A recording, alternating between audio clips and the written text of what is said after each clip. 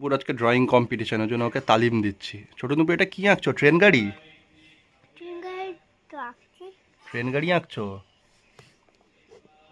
এটা কি Indian train? এগুলো উইন্ডো দিয়ে আঁকছো নাকি?